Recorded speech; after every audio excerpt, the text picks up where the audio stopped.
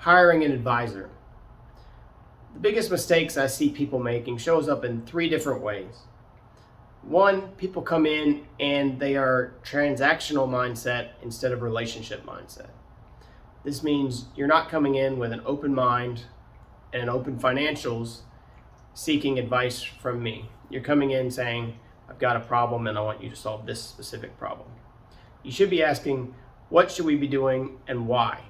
That's a great way to sit down with an advisor or a planner and move through a conversation. The wrong way is to come in and say, I want to do this, how much are you going to charge me? Because now it's simply a transaction. You don't want to build a relationship. You want to see if I can beat a computer pricing that you got online. And if you want a transaction, you should go online. If you want expertise, you want advice, that's when you seek an advisor to give you advice that a computer and Google can't give you. The second mistake is you may be with the wrong advisor. And I say advisor with an OR and ER. Advisors with an OR come from the broker-dealer world. They're regulated by FINRA. They have the ability to charge commissions on investments. This is your traditional, your stockbroker, your loaded mutual funds, your variable annuities, your variable life insurance policies, and these are transactional driven systems. Now there are great advisors that are advisors, but the concept is they are excluded from the securities laws and are allowed to charge commissions that are suitable to you, that are not necessarily the best investments, the best options for you. They are commission driven and therefore it's across the table from you, not next to the table with you. Advisors with an ER, we are investment advisors. We are fiduciaries. We work for you. We do not charge commissions on investment products. We're forbidden from it, and ultimately it aligns our interests with yours. When you do better, we do better. We want to make sure we have this relationship long term. Now we can get commissions on insurance products, and there's certainly a possible conflict of interest with any advisor or advisor that has insurance licenses. And that's something you need to evaluate whether an insurance product makes sense. But on investments, we do not charge commissions. We have fees for what we're doing. Now there are a lot of advisors who are also duly licensed investment advisors. They can be fiduciaries. They've just come from this old school world where commission driven, the stockbroker calls you up, says, hey, you need to buy this stock, and they get paid for that transaction as a commission for the sale.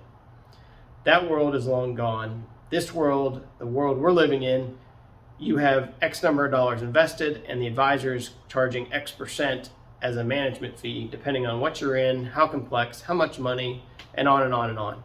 But they're paid for the time that you've hired them to be your investment advisor, not for a commission for a transaction or one nugget of advice. The third mistake people have when they're choosing and hiring an advisor is they're not thinking about planning well enough. It's great to hire an investment management person, investment advisor, someone to give you investment advice. And there's certainly value that I and other investment advisors can give you on managing an investment account. But when you don't ask the questions or you don't allow the advisor to put on his planning hat and say, okay, let's look at this big picture, you're really missing out on a lot of value that an advisor, a human, can bring to the table. Investment management, it's me against the machines, against the softwares, against the asset allocation that they generate at Vanguard. And certainly I can argue that and beat that in perspective to say, this is why you should pay me. This is my value add over just diversify and stick it in a passive investment. But the financial planning is really where, yes, you're paying me additional to investment management fees, but I'm bringing multiples of that in value to you as a client. And that's something that clients should come to the table when hiring any advisor with the perspective of, okay, what does this guy or gal have to offer me besides just managing this account? Do they bring me that expertise in tax planning, estate planning, college savings, Am I saving the right amount? When should I buy my next car? How much should it be? And on and on and on. All of these questions. You should come to the table looking for that long-term goals. To the advisor, the planner can truly bring it in focus and say, okay, let's put these things in perspective and balance your goals and balance your financial resources with each other.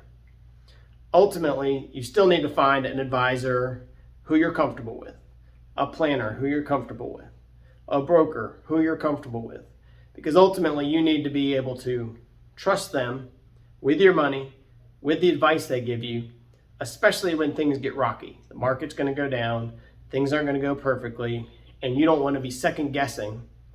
Now, if you need to second guess it, by all means, second guess the advisor, but you don't want to go into the relationship realizing, oh, he's good for this, but I don't really trust him with X, Y, and Z.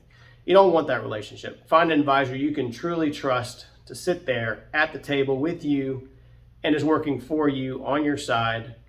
That's why I'm not a broker, I'm a fixer. And I'm Justin Struble with BSG Advisors.